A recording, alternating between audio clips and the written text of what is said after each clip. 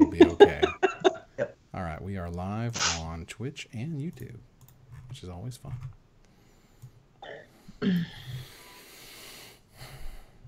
Hello, everybody, and welcome to another edition of Magic Mics, proudly sponsored by our Patreon supporters and CoolStuffInc.com, where you can find cool stuff in stock every day, and our co-sponsor CardHoarder.com, offering the best inventory prices and delivery of cards for Magic Online. I am Evan Irwin, and we get started each week by saying hello to my two co-hosts, Aaron Campbell. Happy Valentine's Day. You too, and Ruben Bressler. Will you be my Valentine, bro? Nope. Wow. All right. Aww. Well, that's how we're. You guys were already Valentine's. It's fine. Yeah, it's cool. You guys can have a fun time off on your knowing what the lingo that the kids use date while I'm over here in my old man chair. Yeah. Not knowing what things mean. Well, we also get started by announcing our trumpet blast. You get one of those if you support us at our highest level on Patreon. We don't have one this week, but we do have one next week. So if you would like your own, sponsor us at the highest level, and you can get your own message said here. Great. But let's get started here with our first pick and giveaway. The giveaway this week is, we went to the pre-release. Ruben, tell us a little bit about this City's Blessing thing. Right, so Evan and I, along with Chris Van Meter and Melissa DeToro, were invited to the Loading Ready Run pre-release. And while we were there, we made some awesome memories and had a great time. And we also got a copy of a token of the City's Blessing, signed by #TeamNotReady, as you can see there on the camera. Myself, Evan, Melissa, and CVM all signed that City's Blessing, and so that's going to be part of the giveaway this week. That's right, because on top of this, we will give you a Rivals of Ixalan bundle, so you can sort of kind of recreate your own experience of opening a sealed bit and building some decks and stuff, because that was a lot of fun. And so that link is now in the chats. It'll be posted to our Twitter 15 minutes after. You know, we did an episode on Friday, #FNMM, and a small concern about, man, what if we just don't have enough to talk about? And then Wizards is like, hold my beer. And we're like, all right, it's fine. And we braced ourselves. We got a ton of announcements just today, but we have to rewind. The first pick, the number one thing over the past few days for a Magic player has to be Jace the Mind Sculptor and Bloodbraid Elf are unbanned in Modern. I never thought I would say any of those words. I did. Maybe Bloodbraid, not really the Jace. But lo and behold, February 12th, here it is by Ian Duke saying that Jace the Mind Sculptor is unbanned, Bloodbraid Elf is unbanned. The effective date is next Monday. Note that there is not just one, but two different Modern events this weekend, a Grand Prix and a Star City Games event.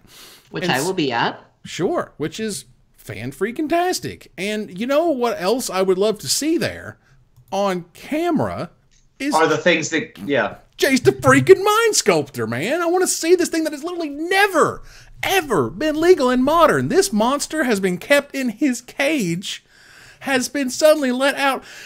And so there was a conversation as this happens of like, would you just please let us play with our cool new toys at these sweet events, moving forward. And Aaron Forsyth, who I certainly have nothing but infinite respect and love for the guy. Aaron's amazing, and I don't really fault him for what it's worth of why he's deciding to, stick to the policy, stick to the guns. You're not getting to play with your new toys and paper until Monday. These events are going to happen.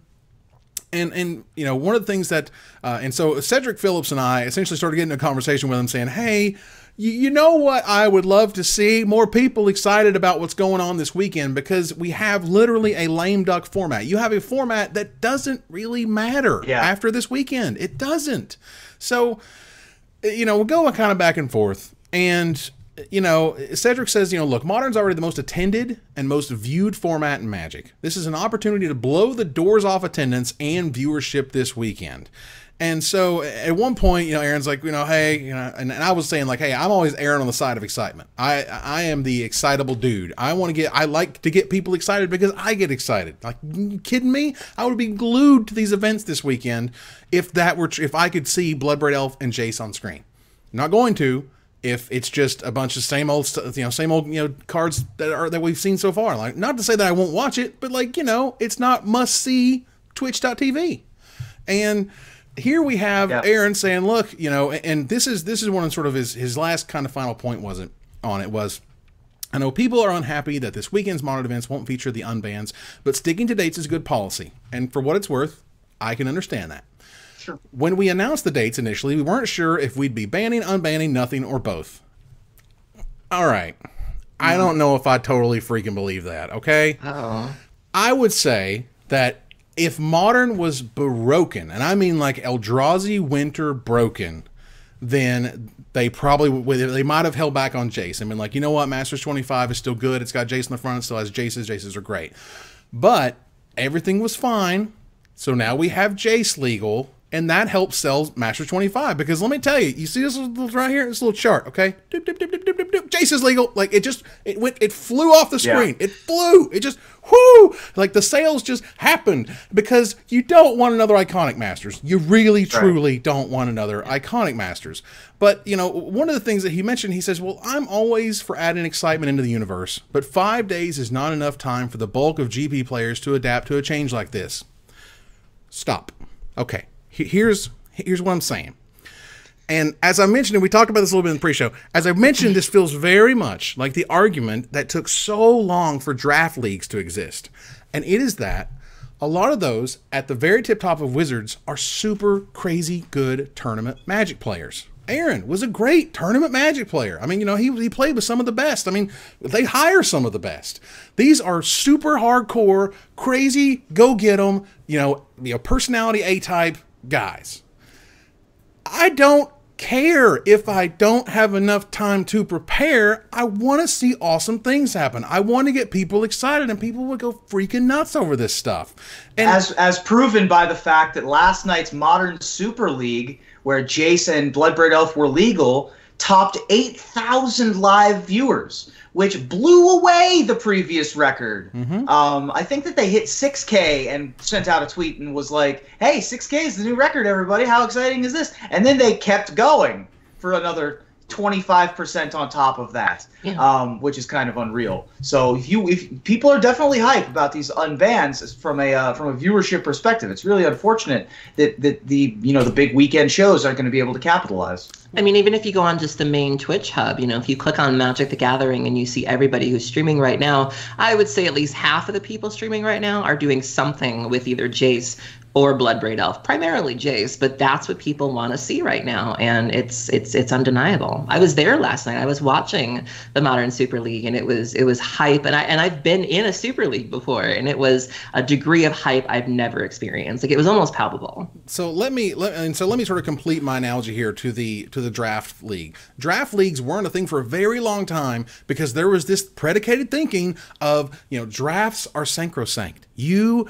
cannot, the sanctity of the draft is the sanctity. That is 8 players. That is 8 players with the 24 packs. Those 24 packs are all. You must sit down and you must have a 4-hour experience. You can't cut that up. You can't go playing your draft deck against any other draft deck. That's crazy.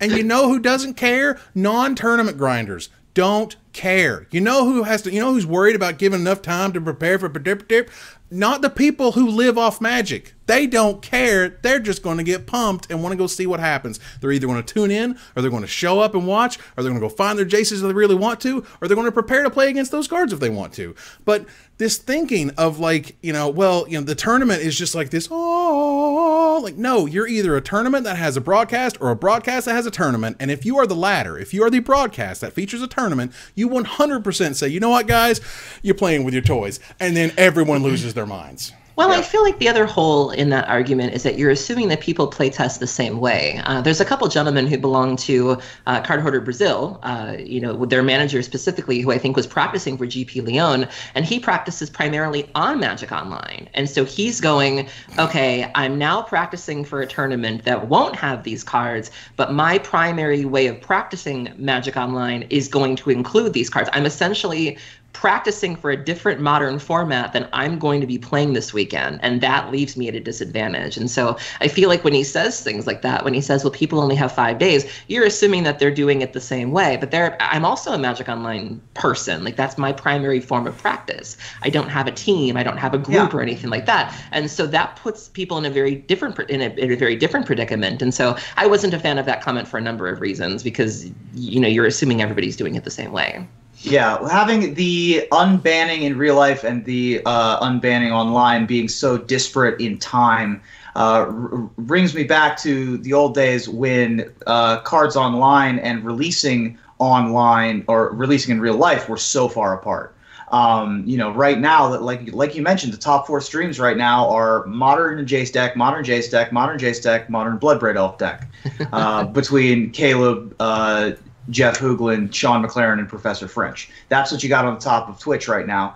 And there's no way to practice for this tournament this weekend. There just isn't.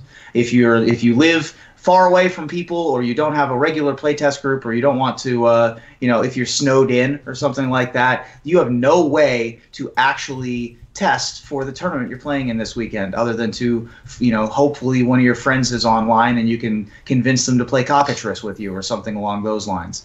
It is a little bit weird, and add on top of that the hype thing. It would certainly get more eyeballs, and I think that the overall goal for every Grand Prix is to get as many eyeballs as possible. I understand that there's definitely a longer term goal of, we want everything to be copacetic. But if you're unbanning Jace, stability isn't your main concern, I don't think. So there's a thing. Yeah, it's ridiculous. And again, from my perspective, and I understand that is a difficult call to make, because you're going to make some people upset. You just are. Like, obviously there's people who are kind of disappointed right now, but there's going to be a lot of people who are upset because they were wanting to play Lantern Control, which seems to be super bad right now because everybody and their mom is going to run Kolagon's command. There are people who want to get Jaces, they can't get Jaces. I understand the other side of the argument, and I understand it is a safer route to say, we announced a thing, we did a thing. And it's almost weird. I almost feel like guilty for bringing up the Magic Online thing, because I have a feeling they're just going to move the Magic Online legality date to whatever the paper date is now. Sure. Because reasons. And instead... Also, go ahead. This was a weird timing thing anyway, because we had the Modern Pro Tour, then we had a Modern Grand Prix, and now we're having another Modern Grand Prix all back to back to back. And then the Ban and Restricted update was right here smack dab in the middle of these Grand Prix after the Pro Tour already happened. So if these were standard GPs the week after the Modern thing was released, it wouldn't be that big of a deal. It would just be the SCG, potentially. It might even not have been the SCG. They changed the schedule in the middle of last fall or whatever. So, it's just awkward timing. I wish that we could have not had this announcement until this recent slew of Modern GPs was over. That would have been my preference. Yeah, the timing's a little bit or a little bit bad. However, Ben Friedman wrote an article today. If you've seen disaster movies, there's that scientist, and his hair's all like freaking out, and he's all got like papers just like flying everywhere, and he's just like, no, you gotta stop, you're gonna blow up the whatever, it's gonna be horrible, there's gonna be blood in the streets, and they're just like, get that man out of here, and he's like, no, don't tell me, and he gets dragged out of the room, and like, no, Ben Friedman's like, you're killing this amazing format by putting these stupidly powerful cards back in it. For what reason again? Yeah. Oh yeah, selling boxes of Magic for $25. Yeah. I mean, Modern was such, like, all of the talk leading up to the Pro Tour, and then in the week after the Pro Tour, and then in the week after the most recent GP, was that Modern is in such a good place. There were, 11, 12 archetypes across the top 8 of 16 decks. There was 10 undefeated decks from day one of the GP amongst 10 players. I mean, it was such a wide open, vast, interesting, shifting format, and it's the kind of thing that people were like, "This is why Modern's awesome." And now, like we said last week, if you go back to the last 20 minutes of last week's Friday episode where we were like, why are we changing anything? At least that was my opinion. And then everybody had little things to say about like, oh, they won't do that. Don't worry about it. And then lo and behold, it's Act 3 of the movie, and Jeff Goldblum was proven right. You know, we were so preoccupied with whether we could that we never asked whether or not we should.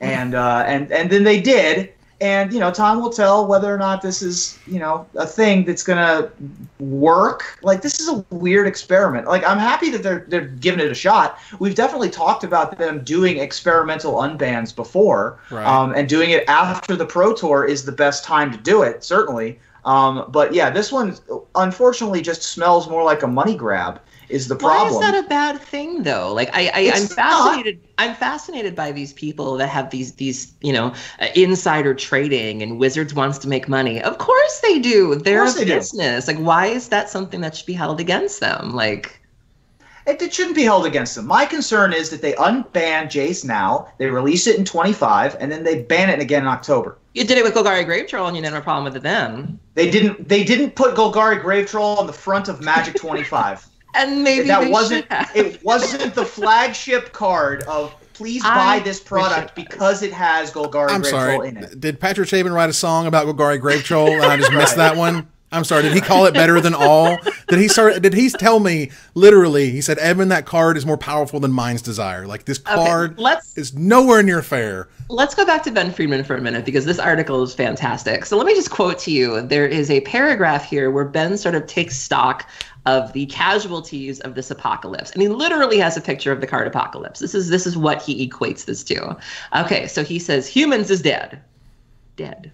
Lantern control is dead. I'm not seeing a problem here, Ben. I'm really not. Abzan midrange is... He uses a really uncomfortable phrase. I'm not going to do that. It's hurting. Marty Pyromancer, dead.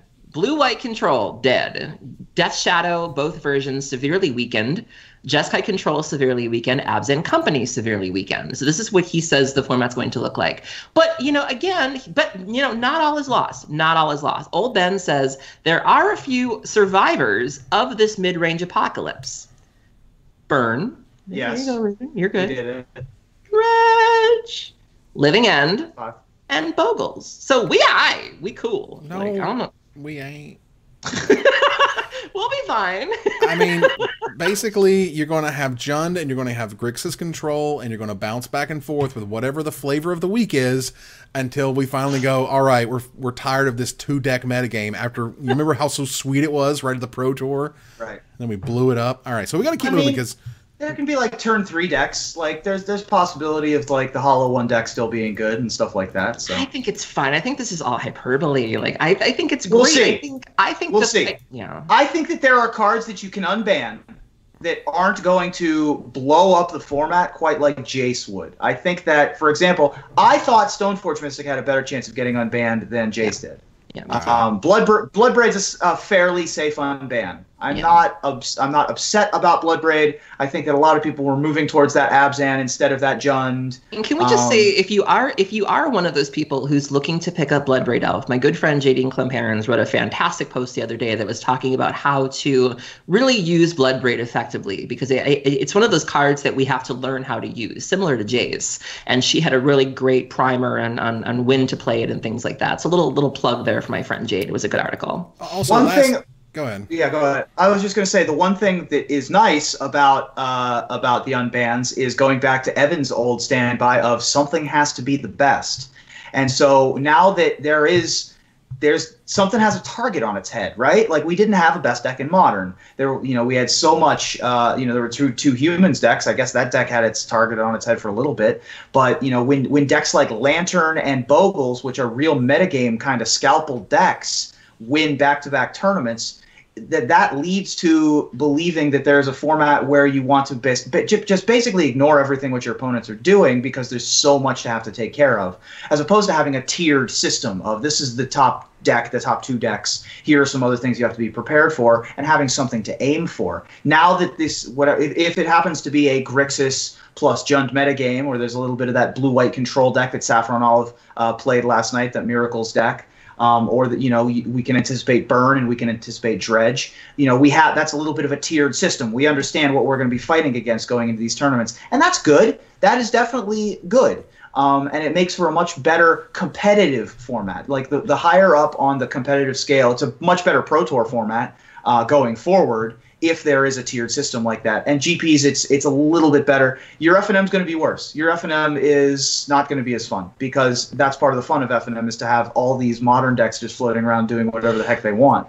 Well, that was always one of the complaints about the format, though, and I just want to add one more thing before we move on, is, people have always kind of taken issue with the fact that Modern is so diverse, because you only have 15 sideboard cards. And, Modern is one of those formats where I always ask myself, what am I okay losing to? Because there's no way I'm going to be prepared for everything. And that is something that people who want to win and want to do well want to be prepared for everything. And having to admit that you can't in a field that's so broad is very frustrating for players. And so I think maybe like a refining of the metagame, maybe having less decks isn't necessarily a bad thing. I certainly don't think like a 2 or 3 deck format is good, but maybe we don't need to have 50 viable decks like we do right now, to where, say you lose against taking turns and you're like, I have literally nothing against this matchup. Welcome to Modern. You might just lose to some nonsense. But if we do narrow it down to maybe a dozen good decks, maybe you might feel better equipped to tackle that, as opposed to, I just lost to something I wasn't even prepared for. All right. So, and the last thing here I'll point is that it's nice to see, and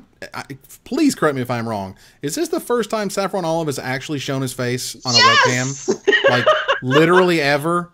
Hashtag 6 Danish orphans in a trench coat. God bless him. God bless Corbin Hostler for making it happen, but damn it. I've heard this guy talk for a long, long time now, and I've never seen a human move the mouth and his voice come out of it, and I was like, whoa, that's Saffron Olive has been saying, hey, buddy, like it was great. His beard is glorious. It was great. God bless him. And it's the same person that's in his Twitter image, which is good. So nice. No more conspiracy theories out of us. We're not. Aww. They did not film Saffron Olive where they filmed the Moonland. So that's I think we're. And unfortunately, I think a Tater got most of that. They didn't film. They didn't film him where the moon landing happened. But we're moving on here to gather townsfolk. We have to. We got so much. My God, Wizards unleashed a torrent of announcements today. Not just, like a little bit here, a little bit there. No, there was like multiple articles with multiple things. Some of it was accidental. I mean, that's Wizards, man. They, like somebody's going to do the Lucy and pull the football, and they're like, well, we posted it on the German site. In perspective, Kylie Jenner can keep an entire pregnancy secret for 9 months, but Wizards can't keep a release schedule secret. Like, think about that. Like, it's crazy. But let me tell you, we have a ton of products coming out that they announced today, and there's going to be, of course, more for later this year. But this essentially kind of brings us through August, where there was, and I'll bring up the article here, where the February announcements, or at least I'll bring the image up here, where they talk about, look, there's a few products. First of all, there's Battlebond, and that's June 8th, 2018. On the same day, Commander Anthology Volume 2 shows up. So that's pretty neat. There's a new product on June 15th, a week later, called Signature Spellbook Jace. There is a new product a week after that called Global Series Jiang, Yanggu, and Yanling. We'll get to that. And on August 10th comes our yearly Commander sets. So that's pretty cool. So let's kind of try to dive into a little bit of what we talked about here. The first up is what? Battlebond? Battlebond. What is Battlebond, Mr. Gavin Verhey, who designed things? Well, he talked about a draft innovation sets. There's been draft innovation sets being Conspiracy, Conspiracy Takes the Crown, and Unstable. But for 2018, it's Battlebond. Battlebond is the first set in Magic history specifically designed for two-headed giant play. Remember Oath of the Gatewatch had like some sort of kind of 2HG stuff going on? No, this is full-blown. There's going to be new mechanics, unlike anything we've ever done in Magic. There's going to be all new cards in this thing, so that's going to be really sweet. And you're supposed to draft and play it as a two-headed giant, essentially. And so I don't really know what else. So for limited, you can play Battlebond in either sealed deck or booster draft. Like Conspiracy, it's a mix of reprint cards and new cards. There are 254 unique cards in total, and 85 of those cards are brand new, which will, of course, immediately be legal in Commander, Legacy, and Vintage. So that's pretty sweet. we've never heard anything like this before, so it's really hard to say. I'm excited. I'm a huge fan of Two-Headed Giant. I have been for years. When they put it in the same category as the conspiracy decks, those sets have been very well received, and I feel like Wizards really lets their hair down with those kind of sets, where they're fun. They really don't seem to be too invested in like power level. They kind of let you have a lot of toys. I'm really looking forward to this for a number of reasons. Maybe we'll get some legacy cards, some vintage cards, some commander cards.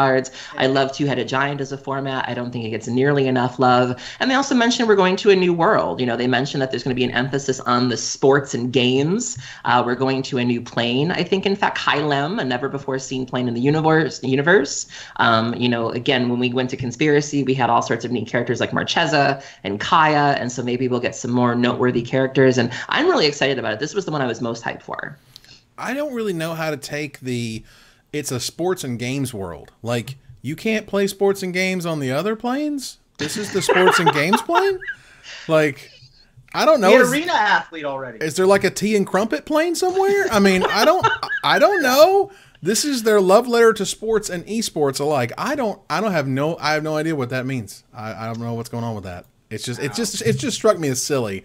I'm like, it does. We did Greek and we did Amazonian and then we did sports. Like, what? That's not. Right. That's really not how that works. The major countries. There's Greece. There's Japan. There's sports. I also like this is hashtag MTGBBD, which I enjoy quite a bit. Oh wow! Oh man, BBD must get a huge kick out of that one. Well, his Reddit username is MTGBBD, so he's gonna get a lot of uptick in messages, I assume. Well, there was another product that was announced today. Was the signature spellbook Jace. Now, this apparently is a dazzling collection of iconic spells featuring Jace Beleren. It's going to MSRP for $20, and coming out June 15th, it's going to have 9 cards in it.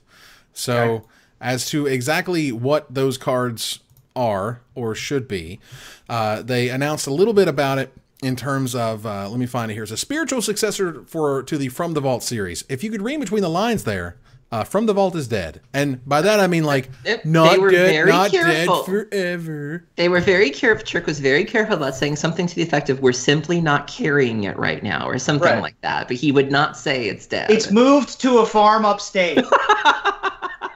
They're treating it real well. And there's no way. Got lots of room to roam. It sure does.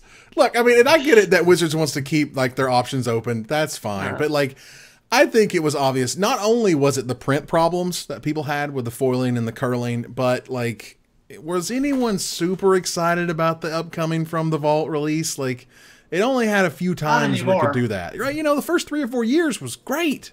Yeah. And then it was like, oh, okay. Lore. Remember Lore? Lore. From the Vault Annihilation. Oh, boy. Great. Yeah. Dragons was great. Angels was great. Yeah. Demons was great. I mean, they did an okay job for a while. Realms was a good one. Sure. But yeah, it jumped the shark. Yeah, From the Vault 20 was neat. There's a lot of really cool ones, but again, there was a lot of duds, and I'm happy to see it go on. However, the signature spellbook is themed around a planeswalker and the spells that define who they are. So Jace Beleren, fresh off his memory restored on Ixalan, has plenty in his arsenal. Each signature spellbook will contain 1 premium foil and 8 cards that, quote, fit with the planeswalker's identity. I don't really know what that means. I think this is a cool idea. I like the direction. Like, again, this is going to jump the shark super quick once we get to, like, Angrath's key spells or whatever. But, we can do the Lorwyn 5. We can get Gideon and Elspeth in there. We can, there's some good ones. This'll fill the shoes of that slot of boxed product for a little while. And beginning with Jace, obviously, and then next will be Liliana and Chandra in one of those 2 orders.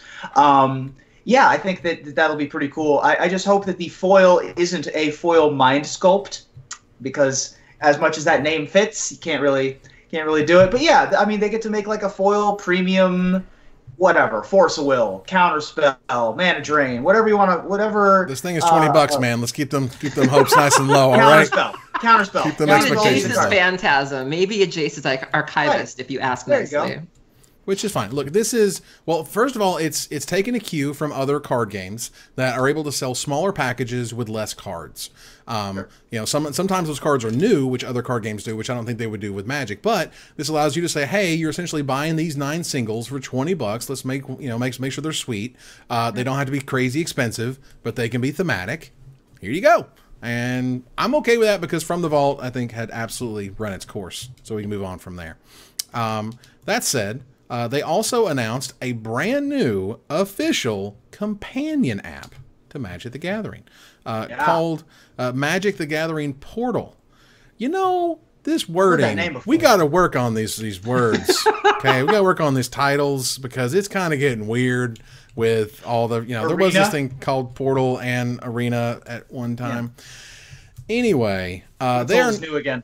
In 2018, they're going to launch the official all-in-one companion app capable of tracking life encounters and managing and inviting friends to home tournaments. That was really interesting. Yeah. They're just dropping those, like, these little bombs in there. Like, what? Looking up rules and so much more. So you can create, manage, and track home tournaments, complete with pairings, invitations for friends, brackets, and playgroup stats. And, okay, set up a tournament, invite friends, keep track, all from your phone.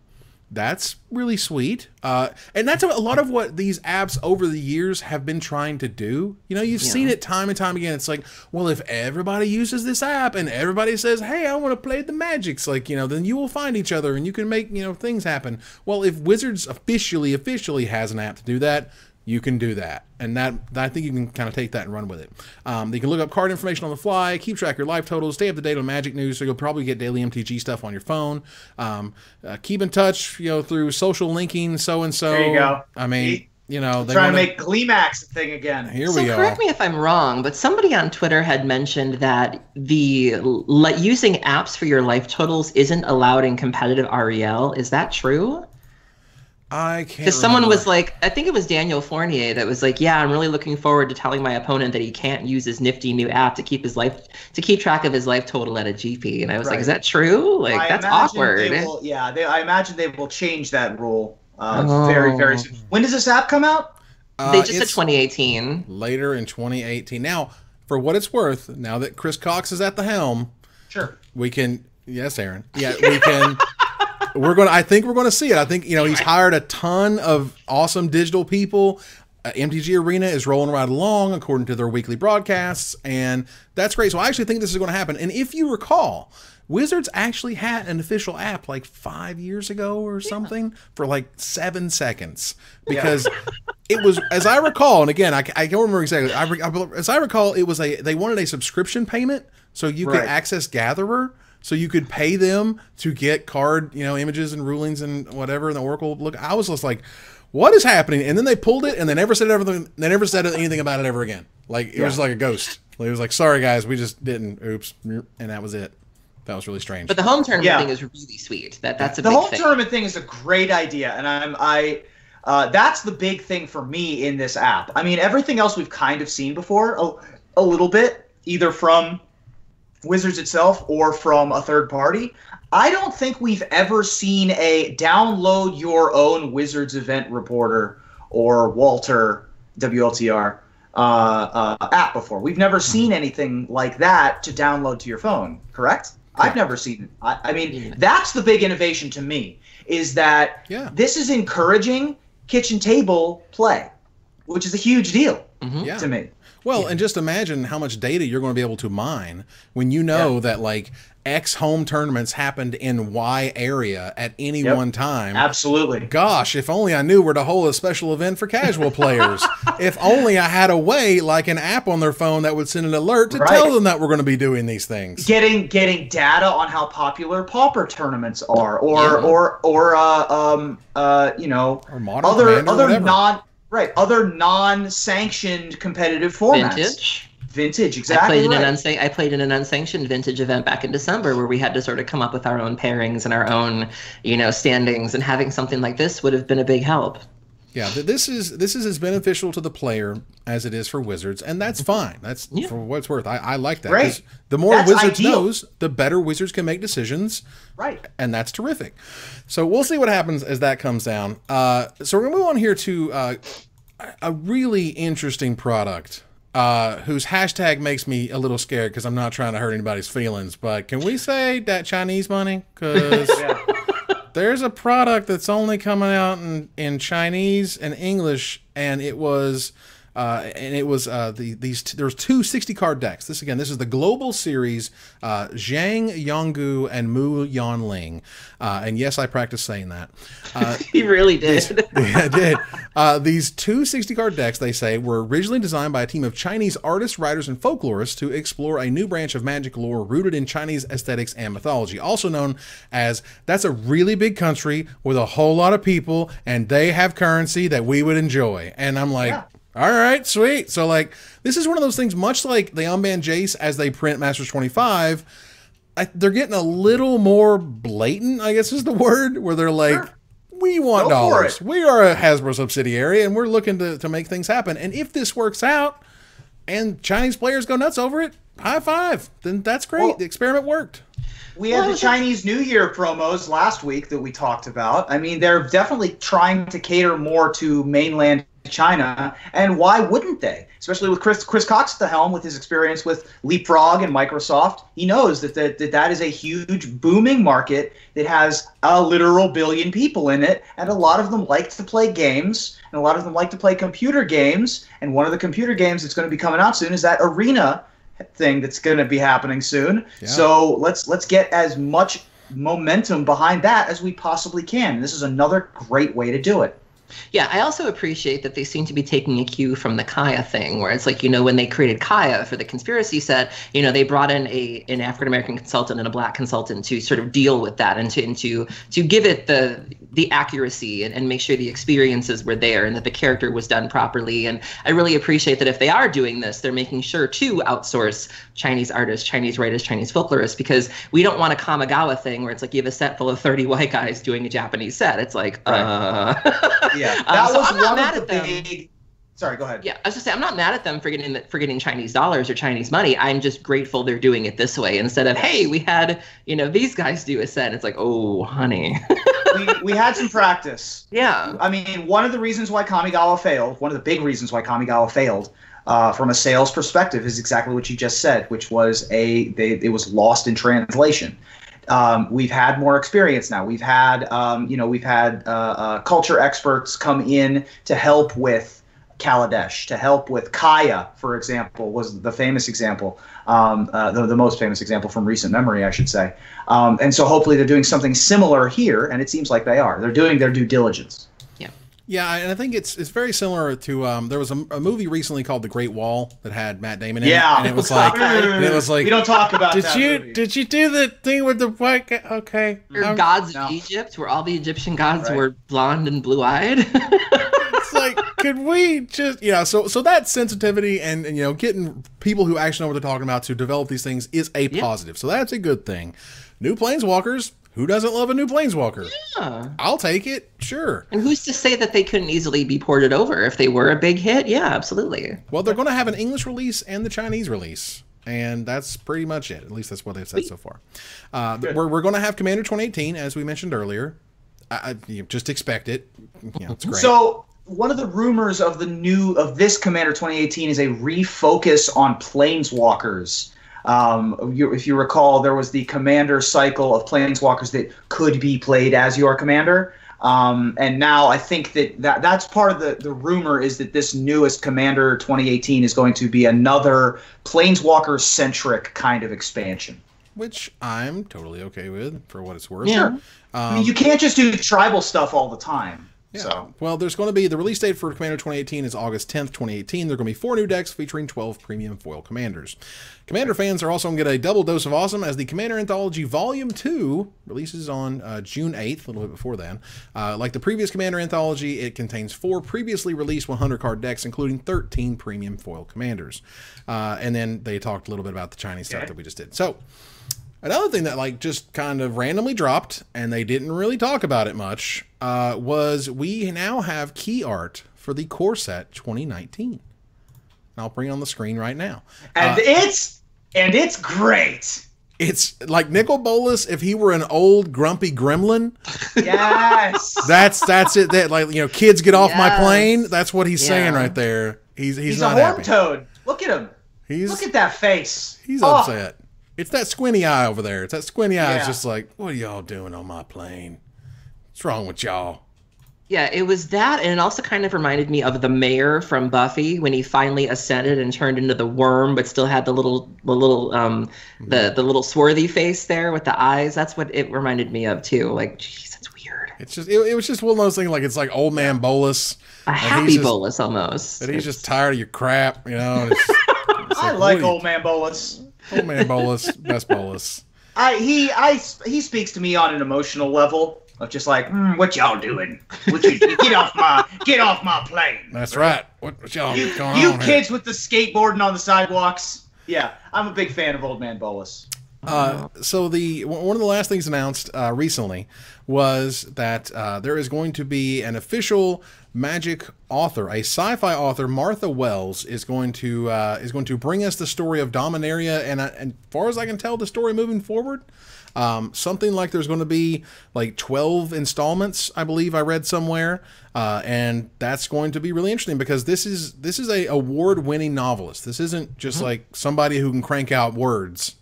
This is she won the Philip K. Dick Award. This is a big deal. There were a lot of really noteworthy things in this article. So, for example, the Cabal, it sounds like, is back from like Cabal therapy, Cabal ritual, Patriarch, Cabal Patriarch. The Cabal is a thing again, and the person leading it is Belzenlock, the last demon that has Liliana's contract. So that's a thing. And for a black mage like me, I am completely hyped. Therapy and standard, yes. Cabal ritual and standard, yes. They're not gonna happen. There's Threshold, come on, baby. No coffers are going to be in standard. That's not going to happen. A girl can dream. But also, the Weatherlight, bitches. Yes. We are going on the Weatherlight. And somebody made a comment on Twitter that it's only natural that the Weatherlight is back, because I guess Dominaria is huge. Yeah. And so, like, we're going to need to get around somehow. And they confirmed that this is the OG Weatherlight. This isn't a replica. This isn't a reboot. This is the Weatherlight. And I'm just like, this is about rebuilding the Weatherlight. Yeah. Right. It's been refitted. There's going to be, this is like when you buy an old Mustang and you replace all the parts. So, but I mean, it's not a complete Ship of Theseus situation, but I'm sure there's going to be a couple of mismatched doors on your Volkswagen. They gave us a couple things to work with here, and this set sounds so exciting. I can't wait. Yeah, definitely a huge deal. Pretty interesting. The art director for Magic R&D here, Mark Winters, tweeted, he said, "Fun fact, the Weatherlight was the first thing we started to design for Dominaria. It was also the last thing finished." I'm so excited. It's going to be sweet. Good. Yes. When Wizards of the Coast puts a lot of effort into one thing, you get unstable. You get really good products out of it. So hopefully the Weatherlight is no different. Oh, man. I'm excited. We have not been Dominaria since 2006. Oh, my God. Future Sight, right? 12 years since Time Spiral Block, ladies and gentlemen. I'm an old man. All right. So I'm excited to see where the story goes. That's going to be pretty cool. Move on here to Desperate Ravings. The MTG art books that I swear I'm always very nervous that these are going to disappear because I don't think these are high selling items. I really don't. I think these are more labors of love. Like, these are more like it's more about sort of the history of the game than it is about the profitability of this product. And so I feel like they could take it at any time, but they haven't, at least not yet. Fingers crossed. They have announced the Art of Magic: The Gathering Dominaria. The new hardcover release comes summer 2018, and there is an image of the cover, and I'll bring it up on here on the screen here in just a second. But what do you guys think about the art books, particularly this one? Yeah, I love the I like them in particular. They seem to have some story gems in them as well. I know that there have been some issues in the past where the art books have come out before like the final editions of a story. So you get some spoilers as to like how a block's going to end before the rest of us are supposed to know, or it allows you to find out some more information if you didn't get your fill from the official Magic stories. So I appreciate it for that perspective. Sometimes the book owners will take screenshots of the pages and post them on Reddit and post them on Twitter, and I really appreciate that. And it also seems like this makes sense, especially because they're doing more crossover with the D&Ds where, they're encouraging people to sort of visit magic realms. And so I think this gives people a way to maybe flesh out those realms if you decided you wanted to go there. And I think there's definitely an audience for this. I wouldn't say that they're particularly large, but the Vorthoses are extremely passionate. And I think that that's, I feel like there have been other items they've released that are more of a crapshoot than this. And so I'm all for it. I think they're great. So, a funny thing happened on the way to the Great Designer Search. Oh no. Still going on. To this moment. Shout out to Pharmacist Judge who made it to the 3rd trial. One of our mods. Congrats, buddy. Yeah, way to go. Because Mark Rosewater is now going through the multiple choice test that like weeded out, what was it, 97% or whatever of the applicants. And all was fine and well. All was, here's a question, here's the answer, here's why, all of it makes sense, blah, blah, blah, blah. Until he gets to a certain question. This is the question. We try to avoid making 2-color cards where the card could be done as a monocolor card. I'm sorry, I'm not. Ruben, can you handle this, please? You got it. Oh, right, yeah. Hopefully I don't tater in the middle of my Mark Rosewater. Question 28! We try to avoid making 2-color cards where the card could be done as a monocolor card in only one of 2 colors. Given that, suppose that you have a 2-color 4/4 creature with flying and vigilance and no other abilities. What of the following color combinations would be the best choice for this card? And then there's white blue, white black, green white, blue black, and black green. And so here we go with his explanation of what the only possible answer could be. Now, first of all, most would guess, just based on history, time, experience, that a 4/4 flying vigilance creature is white and blue. There have been white and blue vigilance flyers. Even as recent as Amonkhet, there was one. I think there was even a similar one in one of the Ixalans, something with a City's Blessing, perhaps? I think it may be. I'm not sure if it had vigilance. Okay. But either way, there's been white-blue vigilance flyers. That's a thing. Okay, sure. Yeah. But he goes on to say, and here's the answer. Flying is primarily in white and blue and secondary in black. Vigilance is primary in white and secondary in green. As both abilities can be done in mono white, we don't want to use white in this card. That means that white blue, white black, and green white are out. Blue black can't use vigilance, meaning E, black green is the only possible answer. The only answer to what's a 4/4 flying vigilance creature is the black green creature. Basically this is a black green Sarah Angel. Just to be clear as to what we're talking about. So right. So it got a little awkward, not gonna lie, as many people sort of said, hey, Paulo Vitor, PV, yeah. You know, you had all sorts of large community members to be like, hey, could you figure out what in the world you're saying, because I don't get it. And can we talk about the best part, though, is that PV didn't even apply for the designer search. This isn't like it's not like he applied, didn't get in, and had a grudge to bear. Oh, no. He was just trotting along on Twitter and was like, this doesn't sound right. He has no dog in the race whatsoever. Right. And suddenly it became this question of, you needed to understand that, like, they're looking for designers who are going to push the boundaries or whatever to things. And it's like, what? Do you want designers who understand what current expectations are, or do you want designers to understand what upcoming expectations may be? Because the way the question is phrased as we want to avoid making 2-color cards where the card could be done as a monocolor card, okay, but it should be interpreted as this shouldn't be a blue-white card? Oh, okay, sure. And he provides his own reasoning, and it's fine. It just got really weird, and it's really hard to say the black-green Sarah Angel was like the linchpin. You know, what was it? 3 people got a perfect score? Like, 3 people figured it out. They were like, yeah. Oh, that's what he was asking. These colors that we wouldn't expect ever to have these abilities on a single full fly. To be fair, I got this question correctly when I was doing my quiz. Yeah. Oh, wow. This because I sussed this one out, because the first sentence says, don't pick white in your answer.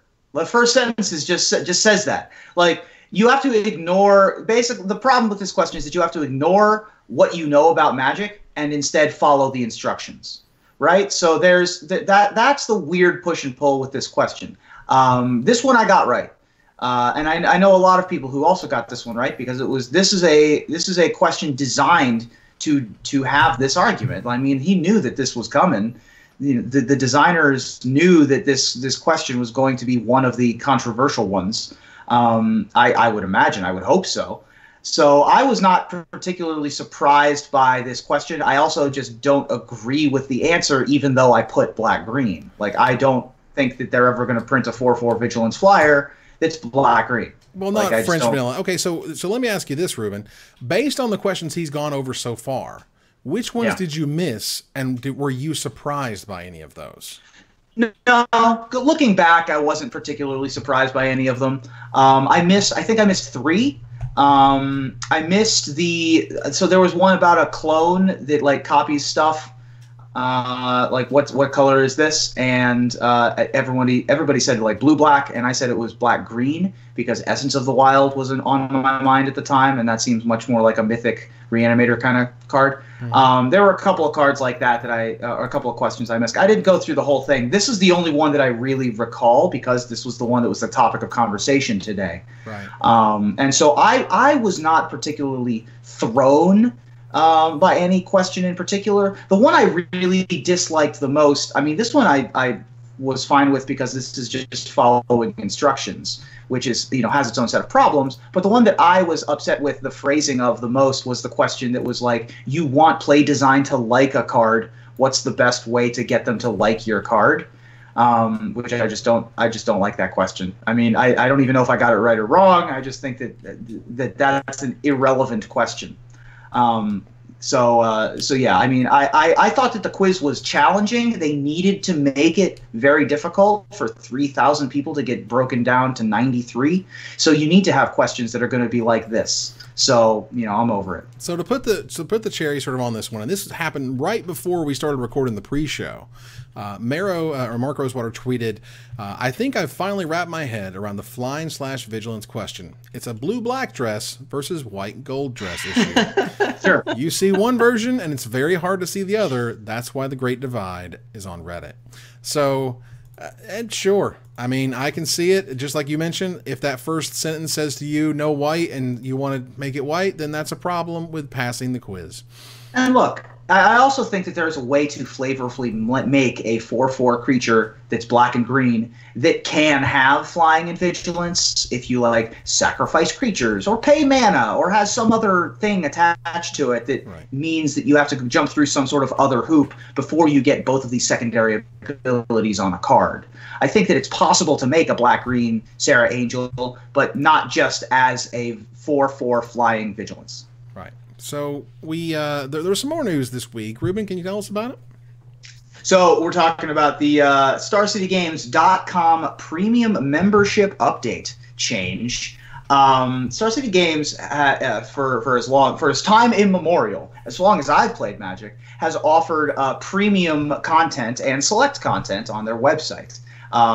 The premium updates have just come in. First of all, a brand new author has joined the ranks of StarCityGames.com. From the Hall of Fame class of 2015, Owen Turtenwald is now at Star City Games. He has just moved to the East Coast and is enjoying a new position at a new East Coast company, so congratulations to him. Joining all your other favorites on Star City Games Premium, like Jerry and Patrick and Brad Nelson and all the rest. And also, they are going to be adding a 5% discount on Star City Games website purchases for those of you who are members of the premium subscription service, so you'll get additional money off of your purchases. Yep, that's it. That's all there is. That's all. Wait, there's one more thing that I forgot to mention in my first run-through of the issue, which is premium is now twice as expensive as it used to be. So, yeah. So before they offered you a couple of ways to pay for your subscription. So you could get I believe there was weekly, there was monthly, there was biannual, and there was annual. And now they've whittled it down to just a single renewable monthly option. The problem with that is that the annual used to be just $50. You paid $50 once a year, and you were good for content. They sold this to us by telling us that the monthly amount was going down. So if you were a monthly person like I was anyways, yeah, that might be a good thing. But for example, the top comment here is a young man who has 21 likes saying, I was paying $50 a year. Now with your new monthly model, I'm paying $8 a month or $96 a month. That's almost double. And the way that SCG is sort of rationalizing it is, but you get these discounts. And it's like, yeah, I got to spend money I got to spend money to get value out of this transaction. Where's the good news here? And it doesn't seem to be received very well. In fact, one of our major patrons was very upset about this in our Discord channel. It was like, you guys need to talk about this. Right, and the main thing that he brought up about it is that he is not United States based. So he can't even shop here. Right, so the discount is meaningless. So all of your readership that doesn't exist within the United States of America is going to, not all of it, but it's either going to go away or have to pay an arm and a leg to continue with what they have. So it's a very difficult situation. We're in the phase of initial feedback from the initial announcement. I anticipate, much like when there is blowback against other announcements that people aren't particularly infatuated by, the Patreon announcement, for example, the restructuring of Patreon comes to mind for this, where they announced something and it was 80% bad reactions, and then Patreon was like, we've heard you, so we're going to change some things. I imagine that's the situation here, so we'll wait and see how SCG responds. But in the meantime, yeah, man, I mean, apparently there's no yearly option anymore, which is kind of awkward. I mean, I've still got like a basket that has some cards of like 1 month subscriptions. They don't even give those away anymore. They don't give those away anymore. No, yeah. But will those still work? Have those gone up in value? Can I trade those for $9 cards instead of $7 cards now? Right? I just think this is interesting because Star City is one of the few sites that still has premium. I think the only other site I know is Quiet Speculation. Like the finance, I know they have a pay option. I think EDH Rec might. I'm not 100%, but the bottom line is it does seem like but it does seem like premium is almost a thing of the past, or it's something. I mean, Channel Fireball, you can get some of the LSV doesn't charge. Duke doesn't charge. There are plenty of other, this does sort of, relay the question of why are we still paying for content? Why is this still a thing? Is this outdated? And so I appreciate that discussion is happening, because I wonder why that's still sort of the case. And, but yeah, it's unfortunate. Like I said, I was somebody who paid monthly. I was also sometimes just a weekly person. I admit I don't pay much attention to premium, but if God forbid there was a Dredge article or an Ad Nauseam article, I would spend $5, get a week's worth of sub, and get what I needed to and go on from there. But yeah, it feels... Star City Games has some of the best content around. Like I said, they got Jerry Thompson, they got the Champ, Sean McLaren, some of the best writers in the game, some of the best minds. Oh, Tater strong. Tater strong. But they don't have the best potatoes, right, Ruben? That's unique too. Wow. All right, we got there. We untatered. We officially untatered. That's good. All right, so... Nope, go ahead. Oh, I was just going to say, we're going to move on here to splash damage. Now, one of the topics we needed to talk about last week that we had written down to talk about was that Twitch has new guidelines, new behavioral guidelines for those streamers that are on its service. And this includes new rules about harassment and bullying and sexual content. And a lot of them, shocker, are super vague, super undefined, not really sure. And at one point it mentions that behavior outside the service could impact your ability to use the service. And so that, a lot of people, alarm bells go off and they're not really sure. And if I have this shirt on with that angle, am I suddenly like too sexual for the channel? I don't know. There's no examples. Like, well, if we don't like it, we'll tell you. Or maybe it's too late at that point. Who knows? Not necessarily connected, but somewhat kind of sort of connected to things that we've been through as in Magic the Gathering here recently, where behavior outside of the game, outside of an event or whatever, has caused repercussions in the game and the ability to play the game in a sanctioned way. So is this a good thing? Yeah. Is it bad that it's undefined? Yeah. Because we kind of just went through this whole everybody needs background checks, but they won't tell you what a background check's supposed to be, and they just tell you to talk to your lawyers or whatever. And who is complying with it? How do they know? When do they report such a thing? There's no central service for judges, so every single store has to get every single judge rechecked over and over and over again. It kind of harkens to that, like, wow, this certainly sounds good, and we're here to make sure everybody's protected and nothing bad going on, but we're not really going to define it. We're not going to tell you about it, and you might just get snagged up, and that sucks for you. I don't know. This kind of feels like missing the point. And I feel like this is something we're seeing with a lot of platforms, you know, where it's like you have Twitter and every once in a while Jack comes out and says, what do you guys want to see? And unanimously people are like, no Nazis. And he's like, we're going to let you thread. And it's like, what? And then YouTube, it's like, you know, we've been dealing with this Logan Paul thing and these sort of stunt queens that are being pushed to do, you know, edgier and edgier things to maintain an audience. It seems really clear cut. Here's what you need to do. We're going to go after smaller content providers and make sure you have these many views and this many subscribers or you can't be monetized. And so we're seeing these platforms that seem to have very clear, what they need to do seems very clear. And instead they're doing the exact opposite. Twitch is notorious for having a problem with major events and racism and homophobia and things of that nature. And so instead they're going after cleavage, like, right. But you know, boobs, they gotta go after the boobs. What did the boobs do? You know what you need to do. Like if you simply ask your audience, it's the majority of people know what needs to be done, and for whatever reason, they're taking these long way around, backdoor, beating around the bush approaches. When it's like that's not your problem. Your problem isn't people. Your problem isn't women who have boobs and happen to be wearing sweaters. Your problem is that you have guys going off on tangents about how women are whores and violence is good and people who commit suicide deserve to have it happen and racial slurs. That's what you need to get rid of. And I don't understand why these platforms just can't do what's right in front of them. They're taking these long ways around it. Well, it also kind of, I think, ensnared a little bit of Jimmy Wong was talking about Dr. Disrespect. Dr. Disrespect is this like crazy huge Twitch streamer who makes more money than I certainly ever will and is crazy super popular and more power to him or whatever. But then he goes on the, you know, doing a very much racist, like, you know, ching chong bing bong making fun of Chinese people. And Jimmy's like, could you not do that? Could we not do that? I'd appreciate that. And later he says, you know, he kind of uses the, well, I voted for Obama when you claim somebody to be racist, because he's like, well, I have, you know, I have Chinese or Filipino people in my family, therefore I can totally do that. And it's like, no. If you're making fun of racism, you can make fun of racism, but when you're trying to justify it, it enters an awkward, terrible realm. Right. Yeah. Well, let's go after camera angles. Like. Right. So I have a couple thoughts. The first thought is on the bullying and harassment thing, which is I'm okay with that being somewhat vague, because when you keep things somewhat vague, gamers can't game the system.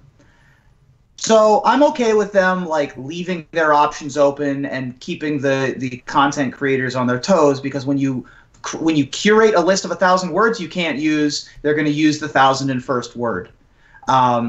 So I'm okay with them keeping it a little vague, and I also appreciate the, like, you know, we follow you on Twitter, so watch your face, right? Like, watch your backs when you're also not just on Twitch and representing our brand with your blue check mark and your, you know, your Twitch link in your bio. Side note, Dr. Disrespect made 100K the day he came back. That is how big that dude is. So that's a lot. So going to the sexual content thing, this I just don't get. I do not understand why Twitch cares. I don't care. I don't get it. I don't know why we're still in this day and age of like high school principals telling girls how short their skirts can be. Except for that it's Twitch and Twitch guidelines now. Like, who are we protecting? Who exactly are we shielding?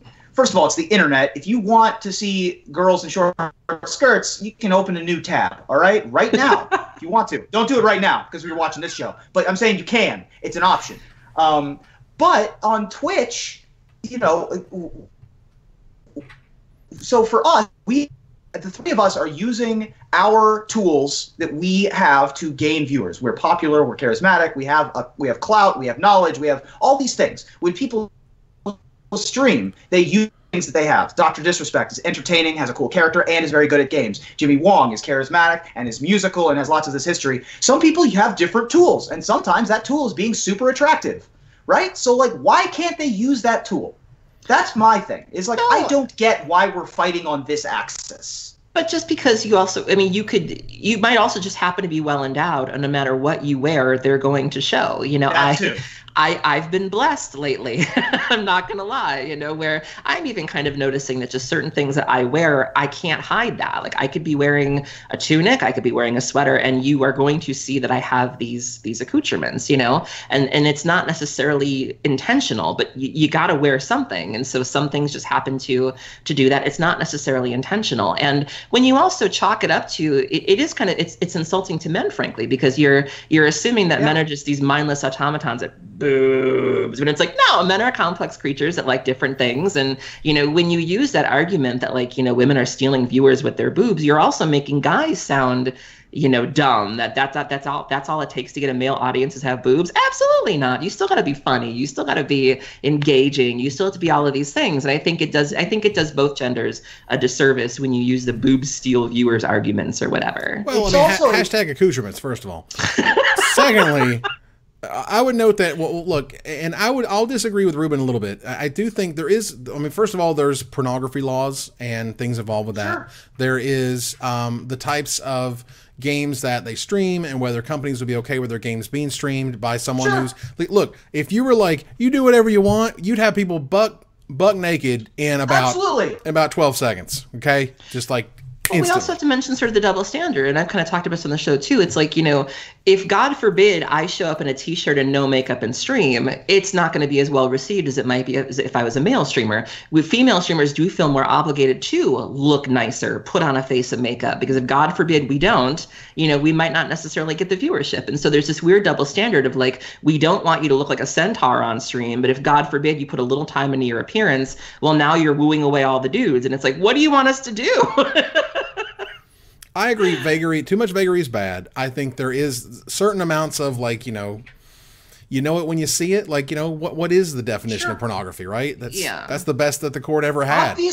Obviously, you don't need pornography on Twitch. That's not what I'm saying. I'm saying that it's a little bit draconian. Yeah. It's a little bit, you know, hall monitorish. I get it. Yeah. I certainly understand. But to Twitch's Twitch's credit, they did add a caveat to that in the page. When they get to the clothing section, they also, even though it is vague, there was a sentence underneath that said, we will also not use this to police streams. So, because people have tried to use that as a way to shut down female streamers to say, you know, I can see your cleavage. And it sounds like Twitch is not going to be falling for that as much. Or good. Yeah. Well, we'll see how it goes forward. I mean, Patreon did something similar with their, you know, sexuality guidelines recently too, and it's just like, why? It's 2018. Why are we fighting on this angle? Like, money is money. It's like, it's, you know, exactly. You know, it's just frustrating. I mean, Twitter certainly doesn't discriminate, you know, where it gets its users from and its clicks from. Why does Patreon care where the money's coming from? Like, their money's just as good as everyone else's. It's a weird subject. I think most of it being the bullying type harassment. That's the big thing here, and I'm a big fan of. Right, yeah. Super vague, but it gives them powers to say, look, you went too far. We recognize that in context you went too far. Like, it's if you go on Twitter and harass the hell out of somebody and you don't do anything on your Twitch channel, like, that's still your actions. And actions, as many have learned, have consequences. And it's their sandbox, and you don't always get to play in it. And so, particularly if you're making some of your living off that service, you know, you might want to pay a little attention and appreciate the changes as they have made them. All right, so we're going to turn the corner here to the finisher. But first, we're going to give away something, because I didn't forget, even though Ruben totally daggered me about it. And yeah, so you can teach an old dog new tricks. No, you can't. I almost forgot. I just saw it on the screen. That time. Almost forgot it, but we will go over here and we're going to go ahead and pick a winner. Who's going to get the token? Who's going to get the bundle? We shall see. It says, all right, that Mr. Jesse P. from Endicott, New York. You have won a Signed Cities Blessing along with a Rivals of Ixalan bundle. Free courtesy of CoolStuffInc.com and us and me and Ruben and CVM and whatnot scribbling on a token for you. So that's pretty cool. I'll get that out to the mail for you. I'll send you an email. We'll get that taken care of at the end of this week. But that said, we have turned the corner. We are in the finisher. And today is Valentine's Day. And that means it's time for everyone's favorite internet pastime, Roses Are Red memes. So I thought it might be nice to take a moment and read a Valentine's message. Okay, out to the ones we truly love. Ruben? Lava Spike, turn 1. Skullcrack turn 2. My love and my burn spells always target you. Aww, complete with taters. Aaron, we got your joke. All of it was there. All of it was there. Aaron, what you got? Faithless Looting in Modern. Legacy Breakthrough. Vintage Bazaar. Dredge's Maboo. Oh, it's a dredge. Because the Bazaar never broke my heart before. Wow. Well, let me tell you what. Magic is great. It really is true. That's why I'm tapping the cards. So you don't have to. Oh, man. Yes. Yes. And that ends another episode of Magic Mics. Thank you for joining us here live to discuss all things magic. Thank you, Aaron. Thank you so much for having me. Thank you, Ruben. Thank you. You guys rule, and we head to our final slide. I want to thank our sponsor, CoolStuffInc.com, our co-sponsor, CardHoarder.com, my co-hosts, Aaron Campbell and Ruben Bressler, you guys for watching, and hope you support us at Patreon.com/MagicMics. Visit our website at MagicMicspodcast.com that exists thanks to our Patreon supporters, or follow, like, tweet, favorite, share, subscribe, do everything social that helps people we exist. Catch us online at Twitch.tv/MagicMics, on Twitter at MagicMicsCast, on Reddit at Reddit.com/r/MagicMics, and on Facebook at Facebook.com/MagicMics. Talk to us privately at MagicMicspodcast@gmail.com. Follow the audio-only podcast at MagicMicspodcast.libsyn.com, or find us on iTunes, or join us here next week. Same time, same place, for another episode of Magic Mics. Good night, everybody.